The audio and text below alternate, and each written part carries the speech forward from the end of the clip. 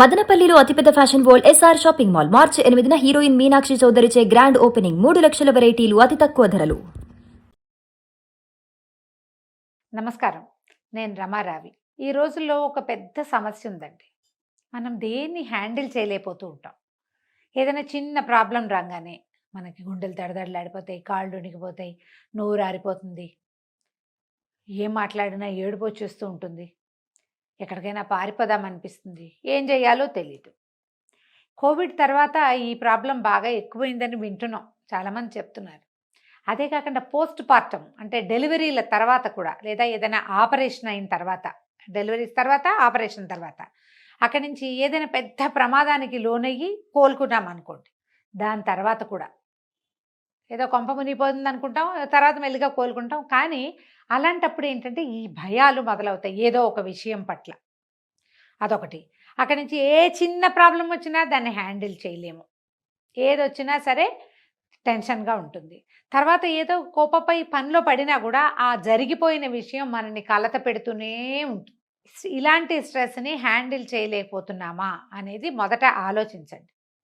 మనకి కాళ్ళు వణకటము, ఏం చేయాలో తెలియపోవటము, వీటితోటి కొంతమంది ఏం చేస్తారంటే పిచ్చిగా దేవాలయాలకి పరిగెడతారు. నేను కూడా ఉన్నానండి అందులో. నాకు కూడా స్ట్రెస్ వస్తే నేను గుళ్ళోకి వెళ్ళిపోవాలనుకుంటా, దేవాలయాలకు వెళ్ళిపోతాం. ఏదో దేవుడివి అవి ఇవి ఇవి అవి అవి ఎన్నో రకాల పూజలు పెట్టేసుకుంటాం. ఆ పూజ చేద్దాం, ఈ పూజ చేద్దాం, ఆ గుళ్ళోకి వెళ్దాం, ఆ ఊరు వెళ్దాం, ఈ ఊరు వెళ్దాం, ఈ తీర్థం, ఆ క్షేత్రం, గురుగారు చెప్పారు ఫలానా అరుణాచల్ ప్రదక్షిణ చేస్తే తీరిపోతుందని నెల నెల అరుణాచలం వెళ్ళిపోయే వాళ్ళు కూడా కనపడతారు మనకి. ఇవి కాకుండా ఇదొక సమస్య. దీంతో పాటు ఇంకా ఏం చేస్తామంటే ఈ స్ట్రెస్ని, చిన్న ప్రాబ్లమ్ని హ్యాండిల్ చేయలేకపోవడంతో ఇంట్లో వాళ్ళతోటి పోట్లాటలు, అది భర్తతోటో అత్తగారితోటో పిల్లలతోటో ఎవరో ఒకరితోటి పోట్లాడేసేయటం, అరిచి కేకలు పెట్టడము, వస్తువులు పగలగొట్టేయటము, చేతిలోనో విసిరేయటం, స్ట్రెస్ని హ్యాండిల్ చేయలేక. ఎవరు చేస్తారండి అంటే బోళ్ళంత మంది ఉన్నారండి చేసేవాళ్ళు. మనం చేయమంతే, ఎవరో కొంతమంది ఉంటారు స్ట్రెస్ హ్యాండిల్ చేయలేక ఈ పని చేస్తారు. ఇంకా కొంతమంది తెగ తినేస్తారు, స్ట్రెస్ ఈటింగ్ అంటున్నారు. ఈ మధ్య నా దగ్గర ఒక కేసు కూడా వచ్చింది. స్ట్రెస్ తోటి విపరీతంగా నిద్రపోతారట ఆవిడ, పడుకునే ఉంటారట. నిద్ర పట్టకపోతే ఓ ట్యాబ్లెట్ ఏదైనా వేసేసుకుంటున్నారు నిద్ర కోసం. అన్ని సమస్యలేనండి ఇవి. మనం సమస్య నుంచి పారిపోకూడదు. సాల్వ్ చేయలేని సమస్యలు ఉంటాయి, తప్పకుండా ఉన్నాయి. కొన్ని ఉంటాయి, అన్నీ కాదు. కొన్నిటికి కాలమే సమాధానం చెప్తుంది, కొన్నిటిని మనమే సార్ట్అవుట్ చేయగలుగుతాం, కొన్నిటిని ఇతరుల సహాయంతో సార్ట్అవుట్ చేసుకుంటాం. ఎవరో ఒకళ్ళు దొరుకుతారండి, నమ్మకం మీద ఉండాలి. సాల్వ్ చేయలేని ఏ సమస్య లోకంలో లేదు. మన వాళ్ళు చెప్తారు శతకోటి దరిద్రాలకి అనంతకోటి ఉపాయాలని. ఏదో ఒక ఉపాయం దొరుకుతుంది. అంతవరకు మీరు నిద్దాగా దాని మీద ఉండాలిగా, దాని మీద నిలబడాలి. భయం లేకుండా మన జీవితంలో భయం ఉంటుంది ఎంతో కొంత, దాన్ని జయించి మనం తతిమా పని చేయాలి. ఏదో ఒక దాంట్లోకి పడిపోకూడదు. మనం అందులో ఊబిలో కూరుకుపోయిన వాళ్ళలాగా చేయకూడదు. ఊబిలో పడినా కూడా బయటకు వచ్చేందుకు మార్గం కనపడుతుంది.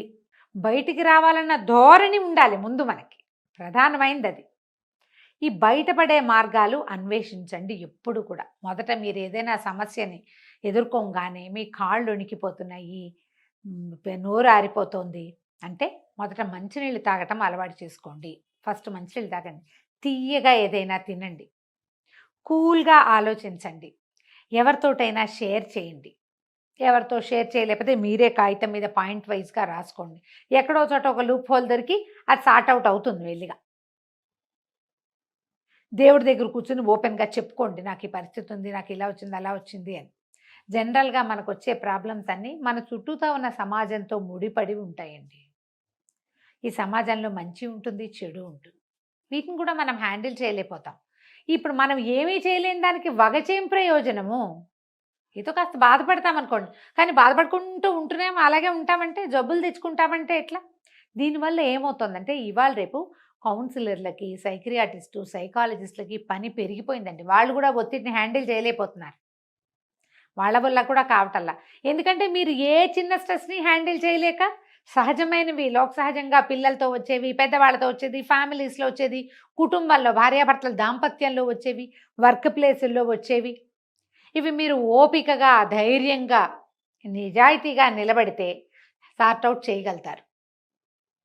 దీనికి ఎంతసేపు ఎవరో ఒకళ్ళ సహాయం కావాల్సిందేనని అనుకోవద్దు. సహాయం తీసుకోవాలి తప్పకుండా. ఎంత మన వల్ల కానప్పుడు మనం దీనికి ఏం చేస్తున్నాం, మన చుట్టూ క్లోజ్ సర్కిల్ ఉంటుంది చూడండి, బాగా దగ్గర వాళ్ళు.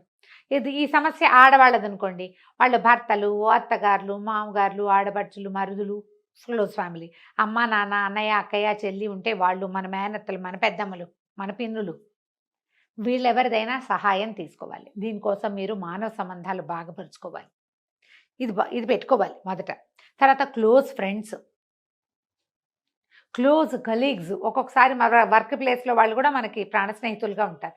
వాళ్ళతోటి, వీళ్ళందరితోటి సంబంధ బాంధవ్యాలు సరిగ్గా మెయింటైన్ చేస్తే మీకు స్ట్రెస్ హ్యాండ్లింగ్ ఈజీ అవుతుంది. ఈ మధ్య ఒక 90 కేజీలు ఒక పాప కనపడింది నాకు తెలిసి 60-70 ఉండేది, బాగుండేది అందంగా.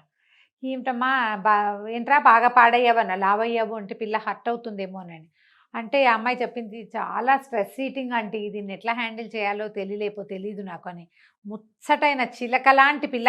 స్ట్రెస్ ఏంటంటే జాబు, ఫ్యామిలీ సరిగ్గా చేసుకోలేక స్ట్రెస్ వచ్చినప్పుడల్లా తినేసి లావైపోయిందట. ఇదేం చెప్పండి, 25-30 ఏళ్ల వాళ్ళు 2 రకాల స్ట్రెస్సులు తీసుకోలేరు. ఆడవాళ్ళు అంటేనే మల్టీ టాస్కర్స్ కదా. మనం పిల్లల్ని హ్యాండిల్ చేయగలుగుతాం, భర్తల్ని హ్యాండిల్ చేయగలుగుతాం, చేసేవాళ్ళం, మన అమ్మలు చేసేవాళ్ళు, మన అక్కయ్యలు, మన మేనత్తలు వీళ్ళంతా చేసేవాళ్ళు. మనం ఎందుకు చేయలేకపోతున్నాం? ఎందుకు చేయలేకపోతాం అంటే నేను చెయ్యలేను అనే భావంతో చేయలేకపోతున్నామని అర్థం చేసుకోండి. అమ్మో నా వల్ల కాదు, ఇలా అయితే నా వల్ల కాదు, అదైతే నా వల్ల కాదు, ఇవన్నీ నేను చేయలేను, ఇదంతా నాతోని కాదు, ఈ డైలాగులు. I can't handle this anymore ఏమంటారు, I won't handle this anymore. ముందు ఐ కాంట్ అంటారు, నా వల్ల కాదు అని, తర్వాత నేను చేయను అంటారు. చేయనంటే ఇక నిన్నెవడు హ్యాండిల్ చేస్తాడు? పూట ఎవరు చేస్తారు మన హ్యాండ్లింగ్? మనని మనమే చేసుకోవాలి కదా. దాంతోపాటుగా మనకి పిల్లలు ఉంటారు, మనకి ఫ్యామిలీ ఉంటుంది, మన ఉద్యోగంలో కొన్ని బాధ్యతలు ఉంటాయి, సమాజం పట్ల మనకి కొంత బాధ్యత ఉండాలి మనుషులంగా. అవన్నీ ఎట్లా అవుతుంది? అవన్నీ ఎలా చేయగలుగుతాం? ఆలోచించండి. ముందు మనని మనం హ్యాండిల్ చేసుకోవాలి. స్ట్రెస్ వచ్చినప్పుడు ఏదైనా చిన్నది రాగానే ఎవరికి చెప్పేద్దామా, ఎవరికి చెప్పేసుకుందామా అనుకోకండి. చచ్చిపోదామా, లేకపోతే అదొకటి ఉంది అన్నిటికీ. చచ్చిపోతే పీడ పోతాను, నువ్వు చచ్చిపోతే నీ పీడ పోతుంది, నీకు పోతుంది, నీ పీడ మిగిలిన వాళ్ళకి పోదుగా. సమాజం మీద నువ్వు వేసే ముద్ర ఎప్పటికీ పోదు. హ్యాండిల్ చేయలేకపోతే చచ్చిపో అని నేర్పిస్తున్నావు నువ్వు. అదే మనం మనుషులుగా నేర్పించాల్సింది కాదు కదా. నిలిచి నిలబడి ఎదురొడ్డి పోరాడండి. సమస్యలందరికీ వస్తాయి. దైవ సహాయం తీసుకోండి, స్నేహితుల సహాయం తీసుకోండి, కుటుంబ సహాయం తీసుకోండి. ఇదేమీ కుదరకపోతే నా ఓటి పెద్దకాయలు ఎవరో ఒకళ్ళు దొరుకుతారు, వీళ్ళ సహాయం తీసుకోండి. స్ట్రెస్ని బీట్ చేయండి. నాకు 2 మార్గాలు ఉన్నాయండి. చెప్పేయండి, చింపేయండి, 2. ఎవరో ఒకళ్ళకి చెప్పుకోవాలి. 3-4 చెప్పేస్తే తేలికైపోతుంది. తర్వాత అదే అవుతుంది, జరగాల్సిన వ్యవహారం మెల్లిగా ఎట్లా అవ్వాలంటే అట్లా అవుతుంది. ఇందులో డబ్బులు ముడిపడి ఉంటే పోతాయి. ఇవాళ పోయిన డబ్బులు రేపు రావు, అవే వస్తాయి, ఏం కాదు, ఇలాగని ధైర్యం చెప్పుకోండి. 2వది చింపేయండి. రాసి ఆ కాగితం చింపుతూ ఉండండి. దాన్ని ఎంత చిన్న ముక్క వీలైతే అంత చిన్న ముక్క చింపేసేయండి. చింపేశాక ప్రశాంతంగా ఉంటుందండి. సమస్య తీరదు, మీ బరువు తీరుతుంది. సమస్య దానంతటి సమయం తీసుకుని తీరుతుందండి. మనం చూడండి, ఒక అర గ్లాస్ అన్నం వండాలనుకోండి, ఎంతలోకి వండుతామండి? కుక్కర్లో పెడితే 2 విజిల్స్ రాగానే అయిపోయింది. నాలాగా ఇతడి గిన్నెలో పెట్టి కుక్కర్ మీద స్టవ్ మీద పెట్టామనుకో 10-12 నిమిషాల్లో 10 నిమిషాల్లో అవుతుంది. అదే మనం 5-6 గ్లాసులు ఇంత గిన్నె పెట్టామనుకోండి, రైస్ కుక్కర్ అయినా ఒక 30 గంట పడుతుందా?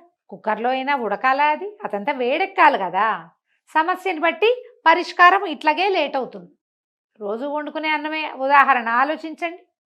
సమయం తీసుకుంటాయి కొన్ని. వాటితోటి స్ట్రెస్ అవుట్ అయిపోకుండా, బర్న్ అవుట్ అయిపోకుండా, వాటితో వేగిపోయి విసిగి వేసారిపోయి ఏమిటేమిటో చేసేయకుండా మీరు కాస్త ఓపికగా, ధైర్యంగా, చిన్న ప్రాణాయామంతో కాస్త బాగా గాలి 10 సార్లు లోపలికి గాలి తీసుకుంటే తగ్గిపోతుంది. ఇవాళ రేపు నేను ఇంకోటి కూడా వింటానండి, ఏమిటది, పానిక్ అటాక్స్, స్ట్రెస్ అటాక్స్, ఇవన్నీ వచ్చేస్తున్నాయి. అంటే ఏదైనా సమస్య వచ్చేసరికల్లా వీళ్ళకి దడ వచ్చేస్తుంది, కళ్ళు విరిగిపోతాయి. ఏంటండి, మన అమ్మలు పాతకాలంలో హాస్పిటల్స్ లేవు, మందులు లేవు, మాకు లేవు, మన 14-15 మందిని కనేవాళ్ళు, ఎంత పనైనా చేసేవాళ్ళు, పొద్దున్నుంచి పొద్దుదాకా పనిచేస్తూ ఉండేవాళ్ళు, దేనికి ఏ యంత్ర సహాయము లేకుండా. మరణాలు సంభవించేవి ఇళ్లలో. అవన్నీ ఎట్లా హ్యాండిల్ చేస్తారండి? మనం ఏమిటి 1-2 పిల్లలతోటి ఇవి కూడా చేయలేకపోతున్నాం. అందరికీ స్ట్రెస్ అటాక్స్ వచ్చేస్తే ఎట్లా? మనకి అటాకులకి సమయం ఇవ్వద్దండి అసలు. నాకు స్ట్రెస్ అటాక్స్ వస్తాయి, నాకు పానిక్ అటాక్స్ వస్తాయని ఒప్పుకున్నావా, అది మన నెత్తి మీద భూతంలాగా ఎక్కిపోతుంది. ఎక్కించుకోకండి, దించేసుకోండి బరువు. ఎవరో ఒకరికి చెప్పండి అమ్మా, లేదా మీకు మీరు చెప్పుకోండి. ఏదైనా ప్రార్థన చేసే అలవాటు చేసుకోండి. ప్రార్థన తేలిక చేస్తుంది. ఎవరికైనా సహాయం చేసే అలవాటు ఉంచుకోండి. ప్రార్థన, సహాయాలు ఇవి 2 మిమ్మల్ని ఇలాంటి టైమ్స్‌లో, అంటే ఈ స్ట్రెస్ వచ్చిన సమయంలో ఆదుకుంటాయి. ఆలోచించండి, స్ట్రెస్‌కి దొరికిపోకండి. ఆలోచిస్తారు కదా? నమస్కారం.